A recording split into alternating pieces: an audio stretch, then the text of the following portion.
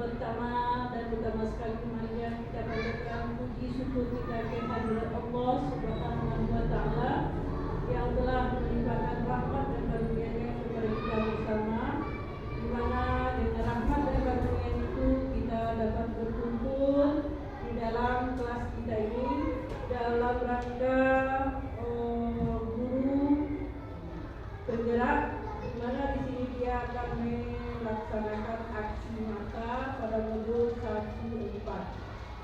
Salawat dan salam kita untukkan kepada junjungan kita Nabi besar Muhammad Sallallahu Alaihi Wasallam yang telah membawa kita umatnya dari alam yang tidak berilmu pengetahuan kepada alam yang berilmu pengetahuan pada saat sekarang. Yang terhormat Bapak Ibu Guru yang hadir pada saat ini. Untuk dan yang terhormat kepada Ibu Medi Susanti yang akan melaksanakan, yang akan memberikan aksi nyatanya kepada kita dalam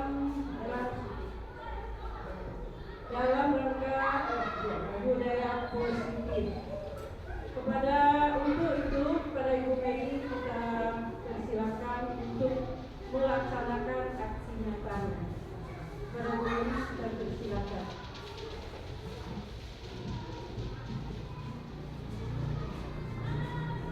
Bismillahirrahmanirrahim. Assalamualaikum warahmatullahi wabarakatuh.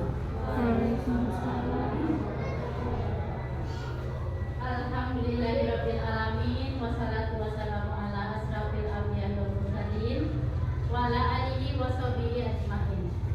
Pertama dan terutama marilah kita panjatkan puji dan syukur kehadiran Allah yang mana berkat dan rahmatnya lah kita dapat berkumpul di sekolah ini.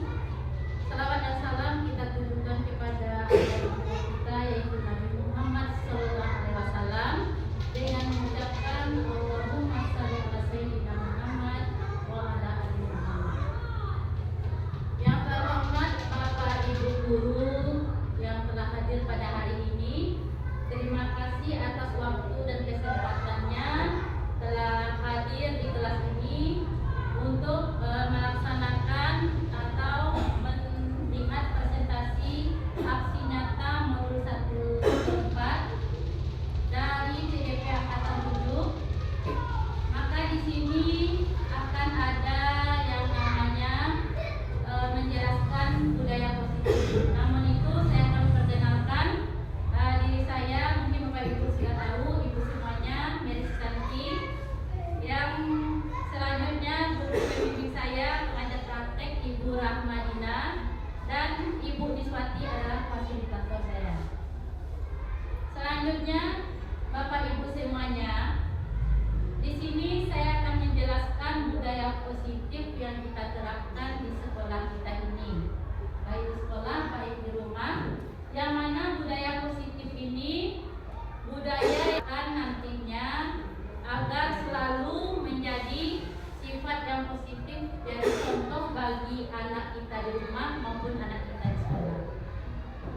Oke Bapak Ibu, kita lanjut yang pertama, makna kata disiplin. Yang mana di sini kata disiplin ini Bapak pendidikan kita yaitu Bapak Ki Hajar Dewantara menyatakan bahwa di mana ada kemerdekaan di situlah harus ada kata disiplin. Yang kuat sungguh pun disiplin itu berhasrat yaitu kita sendiri mewajibkan kita dengan sekeras-kerasnya. Yang mana sebab disiplin dilakukan, maka kita wajib menerapkan sikap disiplin dalam diri kita. Yang mana menurut filosofi Ki Hajar Dewantara, dia berkata disiplin itu dapat membuat seorang menggali. Kata disiplin di sini kita sebagai guru, disiplinlah yang terutama yang harus kita terapkan. Mulai dari diri kita sendiri. Karena kita guru adalah panutan bagi anak didik kita. Yang mana di sini kita sebagai guru harus berusaha melakukan hal ini Yang pertama, disiplin waktu. Kita setiap harinya berusaha untuk disiplin waktu, datang ke sekolah tepat waktu, disiplin untuk berpakaian ketika kita melaksanakan PBM sekolah. Maka dari itu kata disiplin inilah yang selama ini kita terapkan. Yang kedua, setelah kita mengenal kata disiplin menurut Ki Hajar Dewantara, yang kedua nilai-nilai kebajikan atau nilai-nilai positif yang ada pada diri kita. Yang mana nilai kebajikan itu universal adalah sifat positif manusia yang merupakan tujuan mulia yang ingin kita capai setiap individu. Pakar pendidikan mengartikan disiplin sebagai bentuk kontrol diri kita. Berarti disiplin itu mulai dari diri kita pribadi dulu. Bukan disiplin kita karena di sekolah misalnya kalau tidak ibu melaksanakan tepat waktu nanti mendapat sanksi. Itu disiplin karena ada sanksi. Ini disiplin yang hadir dari diri kita sendiri. Ya. Maka dari itu kita harus ada yang namanya kontrol diri. Kontrol diri kita agar mendapatkan tujuan kita, yaitu tujuan yang mulia. Ya Bapak Ibu semuanya, tujuan mulia di sini mengacu pada nilai-nilai atau prinsip-prinsip mulia yang dianut oleh kita atau seseorang. Ketika kita menamakan nilai-nilai tersebut sebagai nilai kebajikan atau nilai-nilai positif yang ada pada diri kita. Nah, pada nilai kebajikan yang ada pada diri kita bisa kita capai dan kita terapkan, yang mana setiap hari bisa kita beri pengarahan kepada anak kita untuk mencapai nilai kedisiplinan seperti ini dengan profil belajar Pancasila. Sudah pernah kita belajar ya Bapak Ibu? Yang mana profil belajar Pancasila ini yang pertama yang harus kita terapkan, yang pertama beriman dan bertakwa kepada Tuhan Yang Maha Esa. Yang kedua mandiri. Yang ketiga bernalar kritis. Yang keempat kebinekaan global. Yang kelima gotong royong, dan terakhir kreatif. Yang pertama tadi kita ulas sebentar, beriman kepada Tuhan Yang Maha Esa. Ini sudah kita terapkan. Contohnya tadi ya Bapak Ibu, tadi kita terapkan pada pagi tadi kita melaksanakan hafalan surat, yang mana tadi ditampilkan beberapa orang dari anak kita, surat apa saja yang sudah dihafalkan, ayat-ayat apa saja yang sudah dia tampilkan. Dengan otomatis itu sudah ada nilai beriman dan bertakwa kepada Tuhan. Yang kedua yang sudah kita laksanakan pada setiap hari Jumat, kultum, yang mana nanti ada narasumbernya berupa guru yang memberi pengarahan atau pencerahan, ada siswa yang memberi bakat di depan nantinya yang menyampaikan ayat pendek, asmaul husna, dan nyanyian nasib atau nyanyian islam nantinya. Itu secara tidak langsung tertanam kepada diri anak kita, yaitu sikap beriman dan bertakwa kepada Tuhan. Ini mungkin saja kita berusaha untuk menyerapkan kepada anak kita untuk melaksanakan sholat duha, yang mana sholat duha ini jika kita laksanakan, anak kita sudah tertanam pada dirinya dan sejak dini. Otomatis nanti kalau anak kita sudah besar, dia tidak campur lagi atau bisa mandiri secara langsung melaksanakannya tanpa disuruh, sudah hadir dari dalam hatinya sendiri. Yang kedua, mandiri. Mandiri di sini dimaksudkan adalah anak ini mandiri untuk melakukan sesuatu tanpa bergantung kepada orang lain. Misalnya, anak kita mengerjakan suatu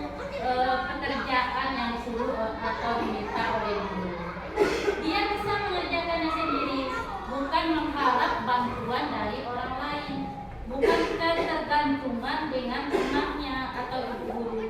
Berarti anak ini sudah tertanam rasa mandiri kepada dirinya. Selanjutnya bernalar kritis. Ya, ini mungkin sudah juga kita terapkan nantinya. Selanjutnya kebinekaan global dan bergotong royong. Bergotong royong di sini dalam arti kata bukan saja bergotong royong seperti tadi untuk membersihkan lingkungan, juga bergotong royong dalam belajar. Terima kasih Bunda. Dalam belajar misalnya dalam memecahkan suatu masalah, anak-anak bergotong royong atau berpartisipasi untuk menyelesaikan secara bersama-sama. Yang ketiga, contoh dari gotong royong misalnya ada salah satu wali murid yang meninggal, nanti kita berpartisipasi, anak kita bergotong royong untuk membantu wali murid yang kena musibah dengan berupa uang atau sumbangan beras. Itu sudah kita laksanakan ya Bapak Ibu ya. Yang selanjutnya kreatif. Kreatif ini salah satu sikap yang sering kita terapkan di kelas. Ya Bu Eva, bagaimana Bu Eva? Di kelas apakah sudah mulai dilaksanakan? Ya, terima kasih Bu Eva. Yang selanjutnya kita kembali lagi pada sikap murid kita. Yang mana kita sebagai guru, sikap murid juga harus kita, jika ada murid yang salah, kita berkewajiban untuk menegur murid kita. Jika murid kita tidak sesuai tingkah lakunya, kita sebagai ibu dari siswa kita di sekolah ini, kita berkewajiban mendidik anak kita di sekolah mana yang benar, mana yang salah. Anak kita harus sudah tahu. Yang mana sikap murid yang pertama toleransi. Toleransi ini dalam kelas misalnya toleransi bagaimana? Misalnya ada temannya yang sedang kurang enak badan tapi dia nggak mau libur. Ada anak yang seperti itu kan Bapak Ibu? Dia badannya agak meriang atau agak sakit tapi dia mau libur. Bagaimana toleransi temannya? Supaya temannya lain itu tidak merasa terganggu dengan teman yang meribut misalnya, suka mengganggu. Itulah sifat toleransi. Yang mana toleransi ini juga bisa diterapkan di rumah. Misalnya ada tetangga dari anak kita itu yang meninggal, mungkin sudah ada rasa toleransi yang ditanamkan dari sekolah. Secara tidak langsung dia sudah ada partisipasinya untuk pergi melihat orang yang kesusahan, ikut membantu, Bapak Ibu ya. Yang kedua, rasa hormat. Rasa hormat ini untuk murid kita, rasa hormat itu yang pertama hormat kepada orang tua. Ya, yang kedua hormat terhadap guru. Hormat kepada teman sejawat teman-temannya. Yang mana di sini hormat dalam arti kata ada siswa kita, dia sama temannya misalnya dia bikin namanya si Ali, dibikin namanya beda lagi, nama-nama yang tidak disukai oleh si Ali itu, berarti tidak menghormati temannya itu. Secara tidak langsung teman itu merasa sedih dengan sikap yang sudah diberikan oleh teman yang membulinya itu tadi. Yang ketiga, mandiri tadi yang sudah dijelaskan tadi, yang mana mandiri itu siswa sudah bisa melakukannya sendiri tanpa bantuan orang lain. Yang selanjutnya, saling menghargai. Menghargai sesama teman, menghargai sesama guru, dan saling menghargai kepada semua pihak yang ada di lingkungan rumah dan lingkungan sekolah. Yang selanjutnya, rasa empati dan simpati itu lawannya Ibu ya. Yang selanjutnya, keingintahuan. Rasa ingin tahu terhadap anak kita itu. Rasa ingin tahu yang bagaimana? Ada contohnya Bu Eva, rasa ingin tahu yang disampaikan oleh anak kita di kelas. Ada nggak? Biasanya anak kelas rendah ini Rasa ingin tahunya kuat ya Eva. Ada nggak contohnya ingin tahu sekali sehingga dia bertanya kepada ibu gurunya? Ada? Misalnya rasa ingin tahu, ibu kita meletakkan pena berbaca pakai warna misalnya. Ibu, kok banyak pena ibu? Itu rasa ingin tahu juga kan? Anak kecil kelas 1 kelas 3 bertanya yang terus, kok banyak sekali pena ibu? Kok ada warna merah? Kok ada warna hijau? Untuk apa gunanya? Misalnya itu. Apa gunanya ibu? Ini warna merah untuk ibu menilai jawaban dari anak ibu nantinya. Jawaban biru ini nanti ibu tandai dengan warna biru ini supaya ibu mudah membaca buku baca ibu. Bisa juga kan Bapak? Yang selanjutnya rasa ingin tahu tadi. Yang selanjutnya kreativitas yang tadi, kerjasama, percaya diri dan komitmen terhadap diri. Baik Bapak Ibu semuanya, di sini kita lanjutkan 9 pilar karakter Indonesian Fighter. Yang mana yang pertama cinta Tuhan dan segenap ciptaannya. Cinta Tuhan dan segenap ciptaan. Berarti dari slide 1 sampai slide 9 yang ke-9 ini Bapak Ibu ya, ada keterkaitan terhadap cinta kepada Tuhan. Ya, cinta kepada Tuhan. Bagaimana menumbuhkan rasa cinta kepada Tuhan. Misalnya yang sudah kita laksanakan dalam keseharian membaca Asmaul Husna, nama-nama baik Allah, ya kan? Secara tidak langsung kan siswa kita, oh iya ya, berarti kita sudah menanamkan sikap cinta terhadap makhluk ciptaan Tuhan dan makhluk ciptaannya. Ya. Dengan arti kata dia selalu bersyukur kepada Allah. Ya. Yang kedua, sikap tanggung jawab. Tanggung jawab yang ada pada dirinya, bagaimana dia bertanggung jawab atas tugas yang diberikan, apakah dia menyelesaikan tugas yang diberikan. Ada kalanya anak kita itu, jika dia merasa tanggung jawabnya ada pada dirinya, otomatis jika ada suatu pekerjaan, dia akan menyelesaikan tugas atau pekerjaan itu dengan baik, dengan tepat waktu ya Bu. Jadi kalau tanggung jawab itu ada pada dirinya, otomatis anak ini sudah timbul dalam dirinya dan dia secara tidak langsung tanpa disuruh dia sudah menyelesaikan pekerjaan yang diberikan kepadanya. Yang kedua, selanjutnya sifat jujur. Jujur inilah yang harus kita tanamkan. Biarpun agak sulit ya Bapak Ibu ya, kita berusaha semuanya. Mari kita berkolaborasi bersama untuk menanamkan sikap rasa jujur. Ada kalanya kita menemukan siswa kita yang terlambat. Kenapa terlambat nak? Ibu, tadi saya jalannya macet Ibu, padahal rumahnya dekat. Berarti rasa jujur itulah yang perlu kita tanamkan. Ibu, tadi adik saya mengantar adik dulu ke sekolah, baru ke sini. Berarti rasa jujurnya yang belum tertanam pada diri.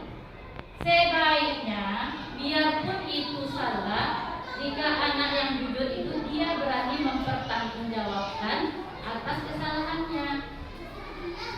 Dengan itu anak kita sudah amanah namanya. Yang mana di sini sikap jujur itulah fondasi utama untuk anak kita. Ya. Yang selanjutnya rasa hormat dan santun. Jika anak kita sudah hormat dan santun kepada siapapun, tanpa memilih-milih orang, tanpa memilih itu temannya, itu gurunya, otomatis di situ sudah ada rasa hormat itu dalam dirinya. Tanpa disuruh, nanti itu kepala sekolah ya, coba bicara dengan sopan.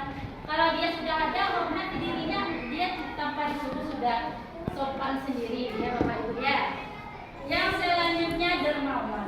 Sikap dermawan inilah yang sudah kita terapkan setiap hari Jumat. Ada memberikan infak setiap hari Jumat, yang mana infak ini akan disalurkan nantinya untuk siswa yang tidak mampu, untuk temannya yang sedang sakit.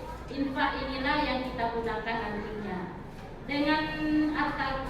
Dengan kata lain, sikap dermawan itu sudah hadir pada diri anak kita. Ya Bapak Ibu ya. Yang selanjutnya, sikap percaya diri. Sikap percaya diri, kreatif dan kerja keras. Ya, di sini anak ibu, sikap ini harus kita tanamkan lagi. Sikap kepemimpinan, sikap baik dan rendah hati. Yang terakhir, sikap toleransi. Ini ada sebuah kasus, saya contohkan ya Bapak Ibu ya. Kasus di sini ada sebagai seorang pendidik. Saya bacakan aja ya Ibu. Sebagai seorang pendidik, Anda perlu hadir di suatu pelatihan. Motivasi apa yang ada pada diri kita sehingga kita menghadiri pelatihan itu? Motivasi apa yang hadir? Yang pertama, di sini ada tiga konsekuensi yang mana kira-kira yang ada pada diri kita. Yang pertama, apakah Anda hadir karena tidak ingin ditegur oleh pihak panitia atau pengawas Anda dan dapat surat teguran?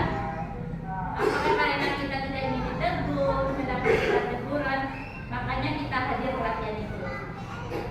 Yang kedua, kita ingin dipuji. Ya, dipuji kita baru kita mau hadir karena ingin mendapat suatu pujian oleh lingkungan kita. Yang selanjutnya, kita ingin pembelajar sepanjang hayat, yaitu menjadi orang yang berusaha dan bertanggung jawab serta menghargai diri kita sendiri sebagai teladan bagi murid-murid kita. Ya, bagaimana kira-kira Bapak Ibu dari 3 poin itu mana yang baik Bapak Ibu guru hebat? Kita lanjutkan lagi. Dari kasus yang pertama tadi, otomatis kita berusaha pada diri kita untuk menjadi pembelajaran sepanjang hayat. Yang mana Ibu Raut sudah bilang tadi, yang poin ketiga yang harus kita pilih ya Bu Raut ya. Yang kasus yang selanjutnya ada lagi. Bila di sekolah Anda tidak ada aturan, di sekolah kita ini tidak ada aturan yang memberikan surat teguran bagi karyawan yang sering terlambat, atau tidak ada atasan yang memberikan Anda penghargaan menjadi karyawan terbaik karena sering tepat waktu. Apakah karena sering tepat waktu atau terlambat, ada juga kita melakukan itu, apakah akan datang tepat waktu selalu kita untuk mengajar murid-murid? Apa alasannya?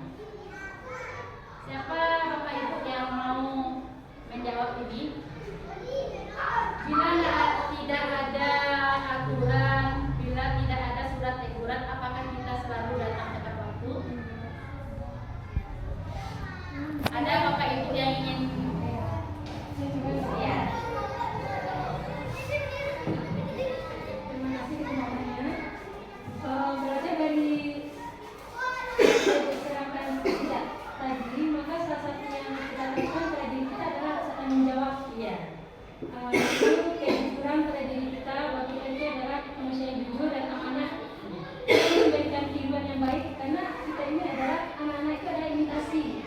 Dia akan meniru gurunya. Kalau gurunya sudah datang lambat, tentu akan seperti itu. Mungkin akan lebih murah dari kita. Iya. Jadi kita Terima kasih Bu Yeni. Ada lagi Ibu yang pendapatnya yang lain?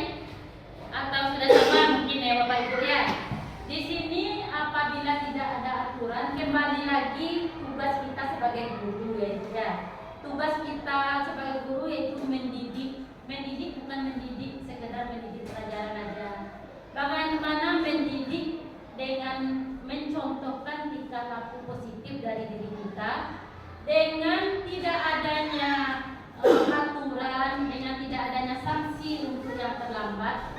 Mungkin kita sudah ada dalam hati kita untuk datang tepat waktu, karena kita adalah contoh bagi siswa kita nantinya.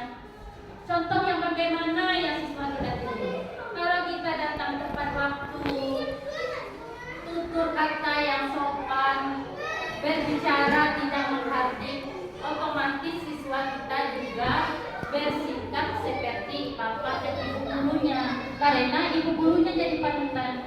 Dengan ini kita juga bisa memberi pengarahan atau selalu memberi masukan positif terhadap murid kita. Bagaimana murid kita berperilaku, kita tegur, kita bilang mana baiknya. Kalau dia berbuat salah, kita tegur bagaimana baiknya. Sikap itulah yang paling utama kita tanamkan. Kalau gurunya datang terlambat, otomatis anaknya dia seperti itu. Kalau kita sudah bersikap baik, otomatis insya Allah anak kita juga meniru bapak dan ibu guru nantinya. Yang selanjutnya kita masuk dengan standar pendidikan nasional. Dalam rangka pencapaian lingkungan yang positif, maka setiap warga sekolah dan pemangku kepentingan perlu saling mendukung, perlu saling berkolaborasi, menghayati menerapkan nilai-nilai kebajikan yang telah disepakati bersama, nilai-nilai positif yang sudah kita sepakati, kita jalani bersama untuk dapat menerapkan tujuan mulia tersebut. Maka seorang pemimpin pembelajaran perlu berjiwa kepemimpinan. Ya, Bapak Ibu ya. Apakah ini sudah kita terapkan? Insya Allah kita terapkan secara bersama-sama dengan jiwa kepemimpinan. Tujuan mulia dari penerapan disiplin ini positif adalah untuk melaksanakan disiplin positif ini agar terbentuk murid-murid yang berkarakter, disiplin, santun, jujur, adil, dan bertanggung jawab, dan melakukan pembelajaran sepanjang hayat sesuai dengan standar kompetensi lulusan yang diharapkan. Yang selanjutnya teori motivasi, hukuman, penghargaan, dan restitusi.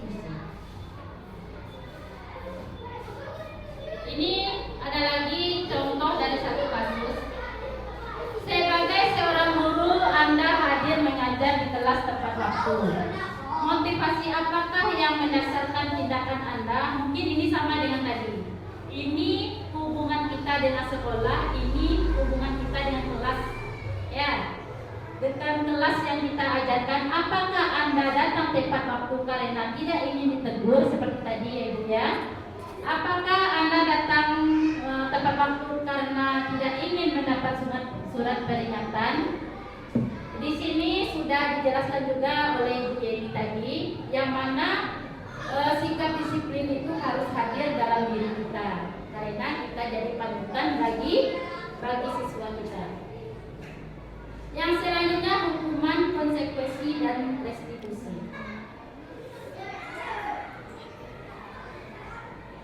Nah, hukuman dan konsekuensi. Hukuman itu kita ada kalanya memberi hukuman, yang mana hukuman ini bersifat tidak terencana, itu hukuman namanya. Sikap yang tidak terencana atau tiba-tiba, ini dinamakan hukuman. Anak tidak tahu, murid tidak tahu apa yang akan terjadi, dan tidak dilibatkan. Misalnya, ketika anak kita datang terlambat, kita menyuruh dia, Ananda silakan berdiri nak, berdiri di depan yang menerang, hormat dulu, tanpa kita menanyakan, Ananda kenapa Anda terlambat, kemana tadi, tanpa mendengarkan alasan dari siswa kita. Iya, silakan. Kita langsung menghukum, Ananda datang terlambat, sekarang Ananda bersihkan ini. Ananda datang terlambat, sekarang berdiri dengan kaki diangkat satu misalnya. Itu dinamakan hukuman. Atau Ananda silakan bersihkan WC, itu berupa hukuman. Ini contoh dari hukuman tadi. Yang pertama, hukuman kita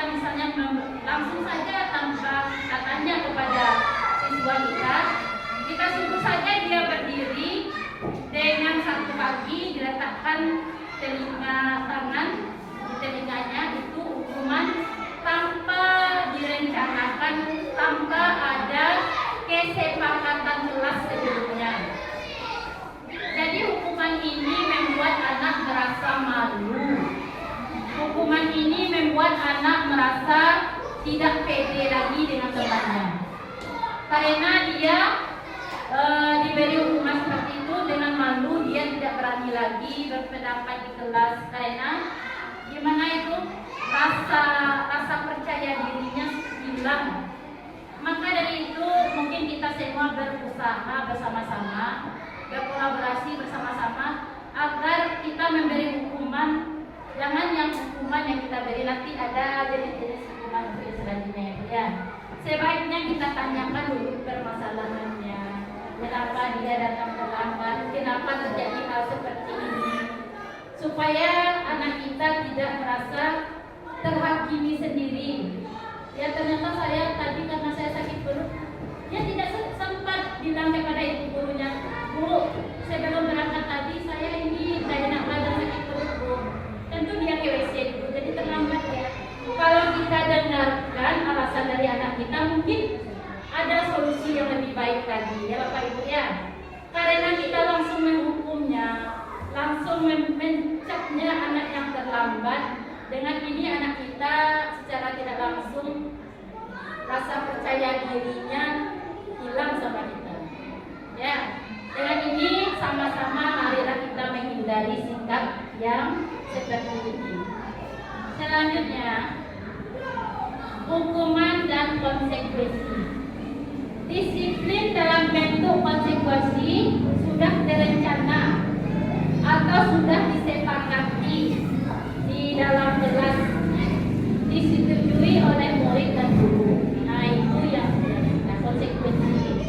Bagaimana misalnya Ananda jika nanti tidak siap tugasnya, ketika temannya sudah mulai memukulkan, ketika temannya mau istirahat, Anda kerjakan dulu ya tugasnya, baru kita istirahat. Seperti itu konsekuensinya. Tidak boleh kita menghukumnya langsung. Anda tidak siap ya, berdiri ke depan. Berarti konsekuensinya secara tidak langsung, kalau sudah ada kesepakatan kita dengan anak, oh saya tidak siap ya, berarti saya selesaikan dulu baru saya istirahat. Secara tidak langsung anak itu sudah mengerjakan sendiri tanpa disuruh. Karena kita sudah membuat kesepakatan kelas. Jika tugasnya belum siap, diselesaikan dulu baru boleh istirahat. Jika terlambat, minta izin dulu baru boleh masuk. Itu konsekuensi kelas.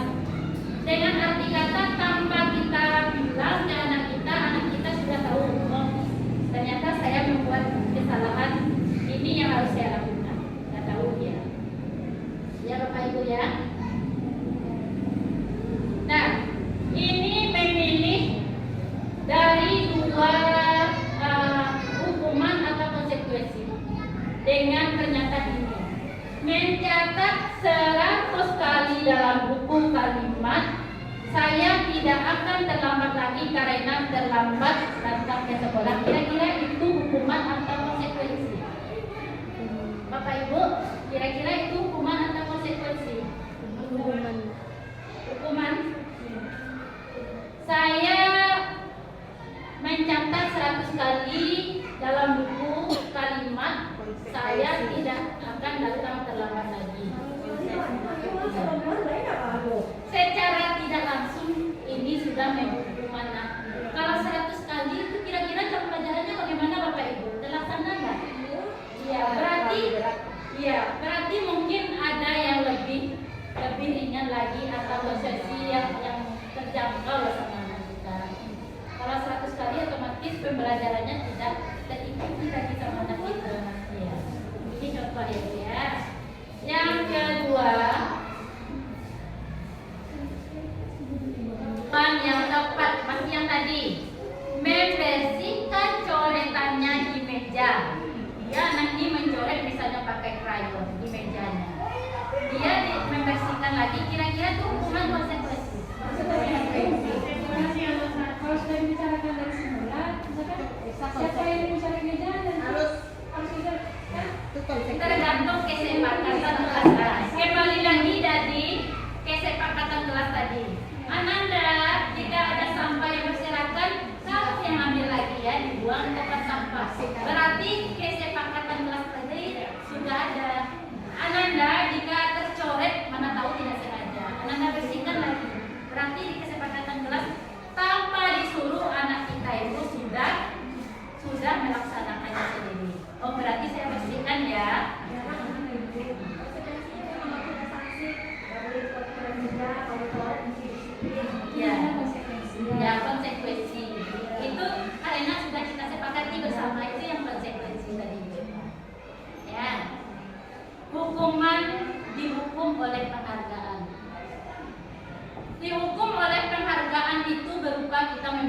hadiah kepada siswa.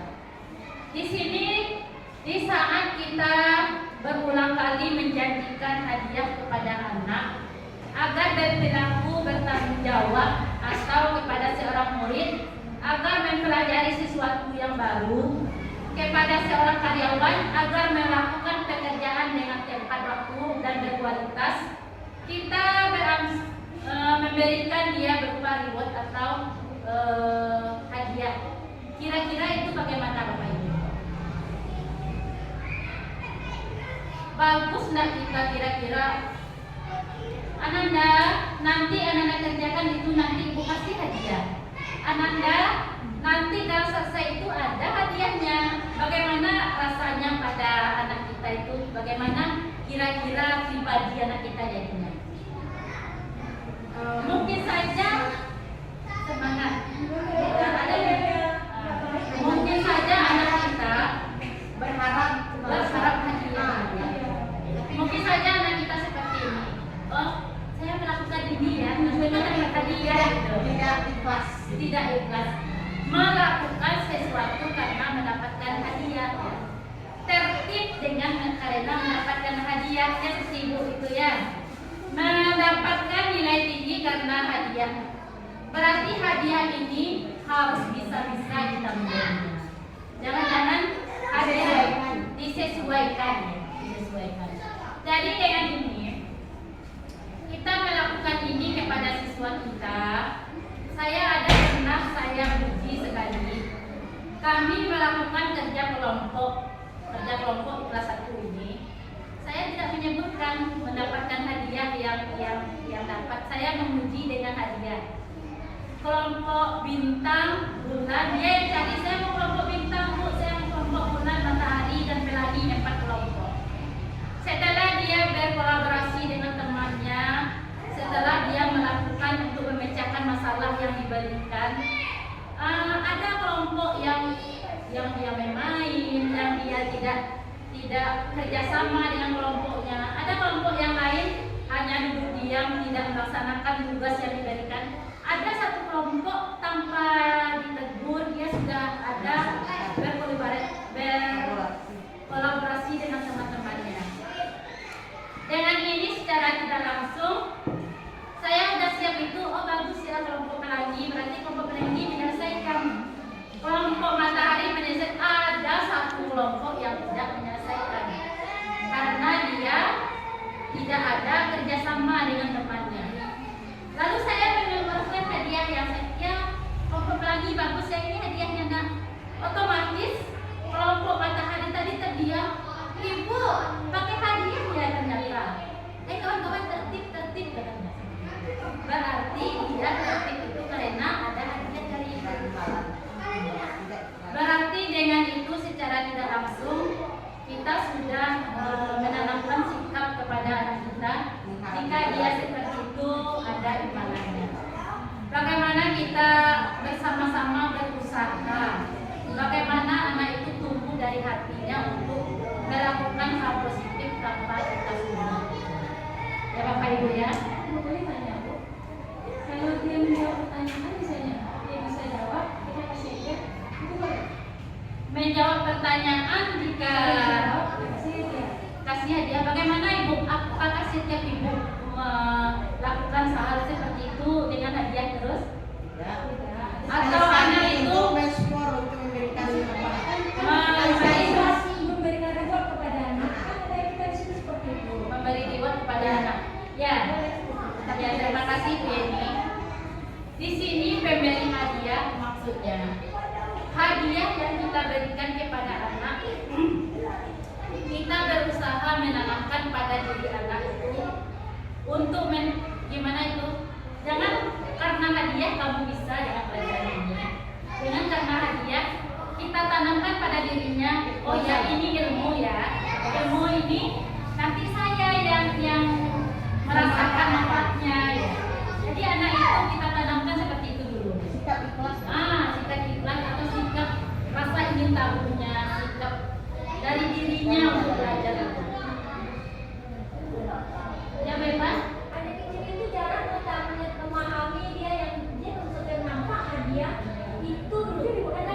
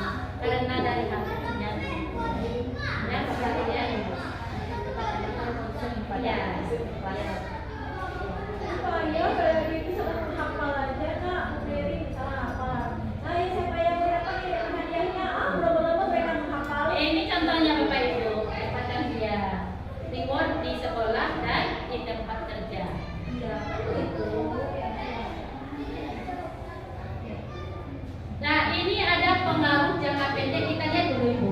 Pengaruh jangka pendek dan jangka panjang. Penghargaan yang efektif jika kita menginginkan seseorang melakukan sesuatu yang kita inginkan dalam waktu jangka pendek.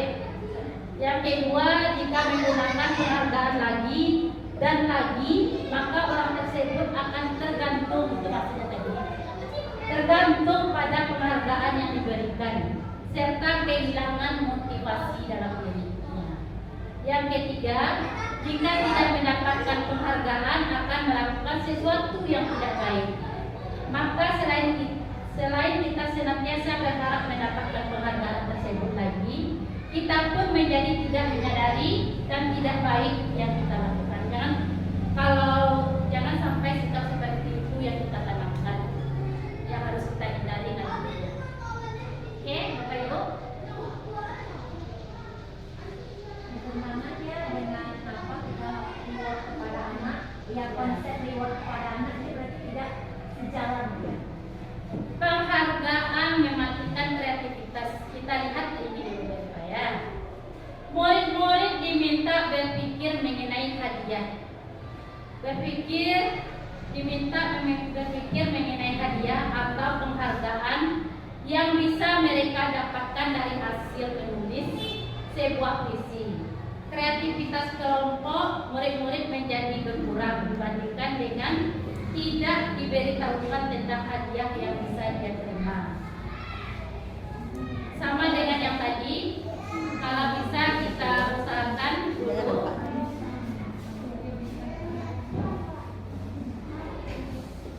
Bisa dihentikan dulu, para mulai. 3. Baik, kita lanjutkan Bapak Ibu guru hebat. Dalam pembentukan keyakinan sekolah atau kelas. Yang pertama, dalam pembentukan keyakinan kelas sekolah dan kelas ini, yang pertama keyakinan kelas yang bersifat abstrak daripada peraturan yang lebih rinci dan konkret. Yang kedua, keyakinan kelas berupa pertanyaan-pertanyaan universal. Yang ketiga, penyertaan keyakinan kelas senantiasa dibuat dalam bentuk hal positif. Yang keempat, keyakinan kelas hendaknya tidak terlalu banyak. Keyakinan kelas ini yang sudah kami laksanakan kemarin, yang mana di sini kami diminta anak-anak untuk membuat keyakinan atau kesepakatan kelas. Apa kesepakatan kelas? Dalam bentuk kertas kecil. Saya menginginkan hal seperti ini, saya menginginkan hal seperti ini. Kita kumpulkan semua pendapat dari siswa dulu. Nanti berdasarkan pendapat itulah hadirnya nilai dari keyakinan kelas kita. Nilai keyakinan kelas kita. Yang mana di sini siswa kita mengeluarkan pendapat nilai keyakinan kelas kita. Misalnya di sini ada salah satu siswa yang menuliskan tidak boleh tidak mengucapkan salam ketika datang terlambat, tidak boleh langsung masuk saja ketika tidak ada kata permisi. Kita harus menanamkan sikap dari kata permisi, kata tolong. Misalnya kita harus menanamkan bagaimana kita misalnya sama teman, kalau temannya tidak dengan kata tolong, ada seperti itu katanya. Bu, kalau teman kita tidak ada dengan kata minta tolong, ambil sih, tolong ambilkan. Kalau ada kata tolong baru kita bantu. Itu otomatis secara tidak langsung menanamkan kata-kata sikap yang sopan dengan kata tolong tadi. Kata permisi satu. Ketika anak kita datang terlambat, permisi Bu, apakah saya boleh masuk ke dalam? Secara tidak langsung anak itu sudah ada rasa hormat terhadap guru dan temannya, tidak nyelonong aja masuk. Itu salah satu contoh nilai kesepakatan kelas kami kemarin. Permisi ketika masuk ke dalam kelas. Dan ada juga lagi pendapat dari teman-teman yang lainnya. Ini merupakan satu kesepakatan kelas kami. Ada 5 kebutuhan dasar manusia, itu ada 5. Yang pertama penguasaan, yang kedua kebebasan, yang ketiga kesenangan, yang keempat kasih sayang, dan selanjutnya rasa diterima.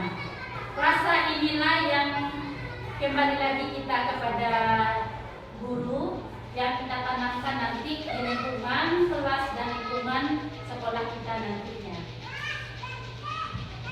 Nah, di sini tadi yang setelah kita bahas pada slide sebelumnya, inilah 5 posisi kontrol yang harus kita pilih.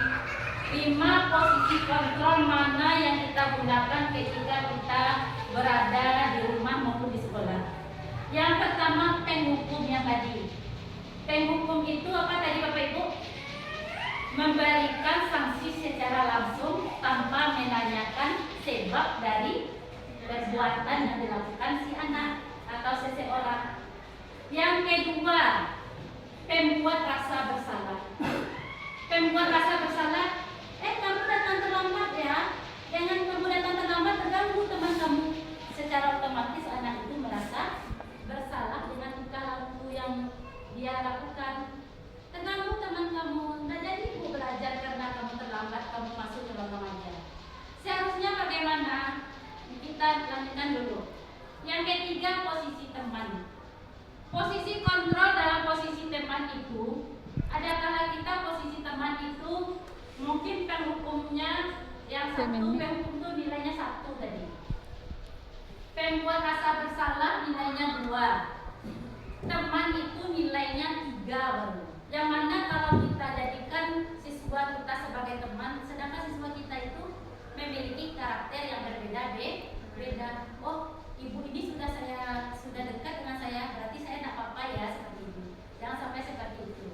Yang keempat, pemantau. Pemantau itu kita hanya melihat bagaimana apa kesalahan dari siswa yang kita tanpa solusi yang jelas. Yang selanjutnya manajer inilah yang harus kita lakukan.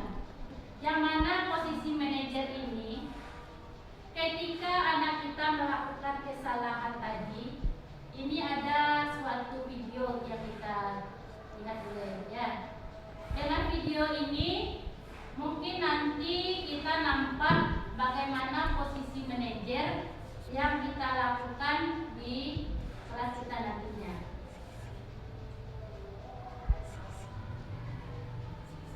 Sebentar ya Bapak Ibu.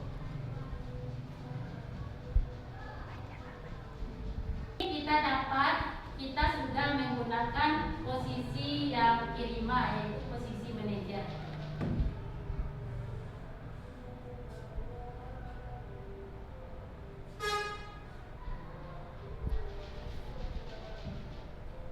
Di sini ada kegiatan di dalam kelas sedang melakukan pembelajaran, yang mana dalam mengerjakan tugas PH ada seorang anak yang melihat catatan kecil. Di sini guru tidak langsung menegur di depan temannya.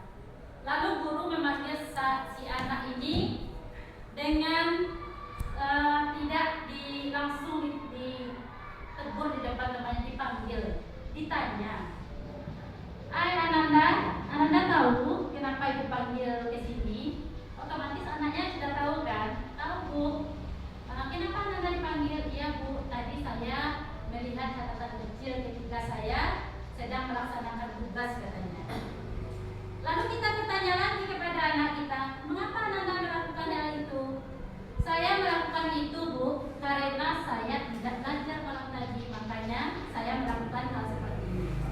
Kita balik bertanya, kita memberi, otomatis anak itu nanti kesalahannya dia yang mengakui. Kita berupa pertanyaan untuk posisi manajer yang kita lakukan itu. Apakah hal ini, misalnya dia sudah mencontek, apakah hal itu baik anak ibu lakukan? Tidak Bu, anak ibu sudah tahu, sudah Bu. Apakah bagaimana untuk kedepannya? Kita bertanya lagi, untuk kedepannya bagaimana Amanda? Untuk kedepannya saya akan belajar lagi Bu. Saya tidak akan melakukan hal seperti ini. Berarti secara otomatis kita sudah menjadi manajer terhadap siswa kita itu. dia yang mendapatkan solusinya, dia belajar lagi katanya. Dia yang mendapatkan solusinya, dia tidak akan mencontek lagi. Itu dia hadir dari mulutnya kan. Jadi secara otomatis anak ini menyadari dengan sikap yang sudah dia lakukan. Baik Bapak Ibu, ini contoh yang pertama. Ada lagi contoh yang kedua, posisi manajer yang kita lakukan ketika terjadi pada anak kita. Di sini ada 2 orang anak kita yang sedang memperebutkan suatu buku di jam istirahat. Ketika ini ibu guru menghampirinya, tidak langsung memberi hukuman atau di depan teman-teman yang banyak memanggil. Lalu ibu guru menanyakan kepada adik dan temannya, kenapa dia bisa berebutan buku ini? Apa kata adik? Tadi Bu, saya mau pinjam tetapi si Rehan tidak mau kasih Bu, makanya saya tarik. Si Rehan bilang, saya tidak mau kasih Bu karena saya masih ada bacaan yang ingin saya baca. Sehingga buku itu menjadi robek. Adik, apakah kamu melakukan ini sudah baik? Tidak Bu. Kenapa tidak baik? Karena saya sudah merobek buku Rehan Bu. Rehan, bagaimana Rehan? Adik sudah merobek buku kamu. Bagaimana konsekuensinya? Ibu, saya mau buku saya ini diperbaiki lagi sama Rehan. Secara otomatis dia tidak memberi solusi dari yang banyak. Ya.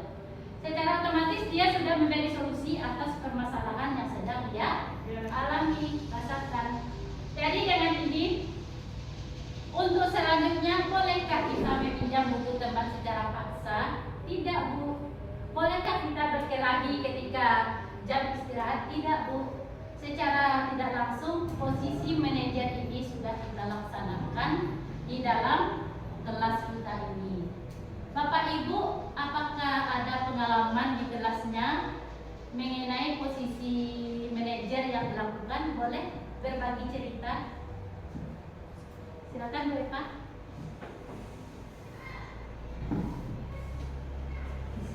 Terima kasih Bu Mary. Misalkan anak kita bertengkar Iya, di kelas. jadi Berarti pengalaman Bu Eva ini ya di kelas. ya, jadi ketika mereka bertengkar, kita tanyakan satu lagi kenapa, apa alasan, Iya. mengapa mereka bertengkar, apa alasan mereka sampai memukul, apa akibatnya, apa yang akan mereka terima kalau mereka kira-kira mengerti nggak mereka bahwa perbuatan itu baik, mengerti nggak mereka konsekuensi yang akan mereka terima berikan mereka kesalahan itu. Jadi seperti itu. Jadi untuk memahami sadar diri tadi itu, kalau mereka terlambat, bertengkar, tidak mengerjakan tugas, jadi dia yang bermasalah, dia sendiri yang menjawab. Gitu. Itulah manajer itu Bu kira-kira Bu. Iya. Terima kasih Bu Eva. Ada lagi Bapak Ibu guru yang ingin menyampaikan pengalaman di dalam kelas mengenai posisi kontrol manajer? Saya rasa mungkin sudah mantap contoh dari Bu Eva tadi ya. Terima kasih dari Bu Eva. Posisi manajer ini ada kalanya kita terapkan di kelas kita. Posisi manajer inilah dari yang 5 posisi kontrol ini, posisi manajer inilah yang paling baik kita gunakan di kelas kita. Yang mana posisi manajer ini kita tidak langsung, karena ada kalanya seperti Rehan dan Adit tadi dia menarik buku. Kalau kita lakukan posisi kontrol menghukum, mungkin aja tidak ini yang salah, tidak itu yang salah. Kita cari permasalahannya, kita cari solusinya, baru posisi manajer ini kita gunakan. Kita panggil anak ini. Secara tidak langsung, anak ini menyampaikan apa yang dirasakan tanpa ada rasa takut. Kalau polisi penghukum ini langsung kita kasih hukumannya itu, takut nggak anak kita? Mengkerdilkan. Mengkerdilkan gimana itu akhlaknya, karakter anak jadinya kan. Jadi secara tidak langsung mungkin saja seperti ini. Secara tidak langsung dia mengatakan, nanti saya tidak bikin PR, saya takut ke sekolah. Mungkin saja dia karena tidak bikin PR, orang tuanya sakit, mungkin saja dia mengurusnya. Kan ada sesuatu hal yang terjadi pada dirinya kan. Mungkin saja dia tidak bikin PR, dirinya yang tidak sehat, sehingga PR-nya itu tidak sanggup dia kerjakan. Malam tadi dia demam, paginya dia udah sehat, karena dia tidak mau ketinggalan pelajaran, dia tetap sekolah. Sehingga PR yang kemarin tidak dikerjakan. Kalau posisi penghukum yang kita kerjakan, secara otomatis anak kita akan merasa takut ke sekolah. Kalau posisi manajer yang kita gunakan, insya Allah anak kita rasa percaya dirinya itu akan selalu ada di dalam dirinya. Ya Bapak Ibu ya. Dan selanjutnya, pembuat rasa bersalah tadi. Pembuat rasa bersalah tadi, kalau bisa kita hindari dulu pembuat rasa bersalah. Teman kita terjatuh, teman kamu terjatuh gara-gara air kamu tadi, nak. Dia bersalah pada dirinya.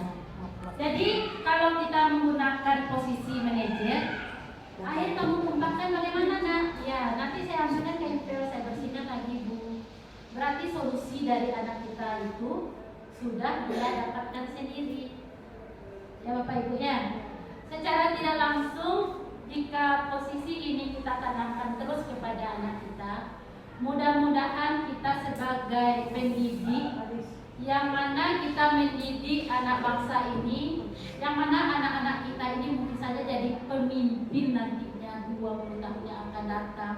Jangan sampai mentalnya kita gimana itu langsung nyalinya berkurang jadinya karena kita langsung mencap seperti itu. Rasa percaya dirinya kurang jadinya karena kita langsung memberi rasa penghukum itu. Yang mana misalnya dia berdiri di depan dengan satu kaki di depan, teman melihat semuanya, maklumlah nanti ada temannya yang menertawakan, ada temannya mungkin saja tertawa temannya terhadap orang lain mungkin, atau tertawa dia lagi senang, dia sudah merasa tertawa pada dirinya, mungkin sudah merasa sendiri dia. Maka dari itu, marilah kita sama-sama ibu guru untuk selalu menerapkan posisi kontrol manajer di dalam kelas kita nantinya. Mudah-mudahan kita melaksanakan posisi manajer ini, pembelajaran akan menyenangkan, pembelajaran akan menjadi berpusat kepada anak, yang mana kata Bapak Pendidikan Filosofi Ki Hajar Dewantara, siswa itu bagaikan padi atau tanaman. Jika kita pupuk, jika kita siram, kita siangi, kita rawat dengan baik, otomatis tanaman itu akan menghasilkan buah yang baik. Begitu pula nantinya anak kita, apabila kita memberikan akhlak yang baik, contoh teladan yang baik, posisi kontrol manajer yang baik, mudah-mudahan anak kita juga menjadi orang sukses kelak nantinya. Yang kedua, yang mana kata filosofi Ki Hajar Dewantara, anak kita ini kita ajarkan sesuai dengan kodrat alam dan kodrat zaman. Kita kodrat alam kita di tepi pantai, bukan di atas gunung. Misalnya kita di atas gunung, sekolah kita belajarnya, anak ibu teriak-teriak kayak itu, merasa apa enggak anak itu? Karena biasanya anak yang di pinggir pantai, yang dekat rawan pantai biasanya dengan suara yang keras. Ada kalanya seperti siswa kita yang kecil yang kelas 1. Wah, ibu ini ngajar atau marah, mungkin beda, sulit membedakannya. Jadi untuk itu marilah kita selalu menanamkan pembelajaran yang menyenangkan. Marilah kita selalu menanamkan sikap posisi kontrol yang tadi, sikap yang mana jangan sampai anak tadi dengan hadiah dia mau belajar. Ada yang hadiah ya. Dengan hadiah dia mau berpartisipasi, dengan hadiah dia mau ikut serta. Maka kita hadirlah dalam diri anak kita bahwa pembelajaran ini harus hadir dari dirinya, karena pelajaran ini nantinya akan berguna untuk dia sendiri nantinya. Ya Bapak Ibu ya. Jadi untuk ini dalam posisi ada namanya segitiga restitusi, yang mana dalam segitiga restitusi ini ada berupa keyakinan kelas apa yang kita sepakati yang tadi. Keyakinan kelas yang kita sepakati tadi, misalnya yang tadi minta permisi ketika masuk kelas, seperti itu. Kamu ingin menjadi orang yang seperti apa? Menjadi orang yang berkepribadian yang baik, menjadi orang yang tidak mencela temannya. Mungkin itu sama-sama kita tanamkan kepada anak kita. Kamu tentunya punya alasan mengapa melakukan itu, yaitu posisi kontrol yang manajer itu. Kamu punya alasan ya, mengapa kamu tidak mengerjakan PR? Apa alasannya? Kamu punya alasan apa ya, mengapa kamu datang terlambat? Yang selanjutnya, apakah cara yang lebih efektif untuk mendapatkan apa yang kamu butuhkan? Jadi hal yang seperti ini, Bapak Ibu, kita bersama-sama berkolaborasi untuk kedepannya. Mudah-mudahan dengan materi ini menambah pengetahuan kita ya Bapak Ibu ya. Untuk kedepannya kita untuk bersama-sama berusaha untuk lebih baik lagi bersama teman-teman kita. Dan terima kasih atas waktu dan kesempatan. Gimana Pak? Ini jangan alasan lah, sebab lah, karena alasan itu jadi banyak alasan. Kalau kenapa penyebabnya apa, penyebabnya kamu kerja? Boleh, penyebab boleh. Apa penyebabnya? Boleh juga. Mungkin di sini ada yang ditanyakan lagi Bapak Ibu? Tidak cukup. Terima kasih atas waktu dan kesempatannya. Mudah-mudahan ilmu ini bermanfaat. Dan saya akhiri dengan Assalamualaikum warahmatullahi wabarakatuh. Waalaikumsalam warahmatullahi wabarakatuh.